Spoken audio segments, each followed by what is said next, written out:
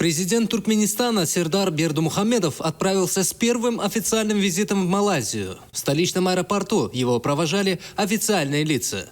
Следует отметить, что Туркменистан и Малайзия поддерживают крепкие связи, основанные на взаимном уважении. Сотрудничество развивается в рамках международных организаций, включая ООН и Организацию Исламского сотрудничества. Важную роль в этом играют визиты на высшем уровне, такие как поездки национального лидера туркменского народа Гурбангулы Бердымухамедова в Малайзию в 2011 и 2016 годах. Первый визит президента Сердара Бердымухамедова в Малайзию откроет новый этап в углублении двусторонних отношений. В ходе состоявшейся в аэропорту беседы президента Сердара Бердымухамедова с официальным представителем дружественной страны с удовлетворением констатировался высокий уровень последовательно развивающихся туркмено-малазийских отношений.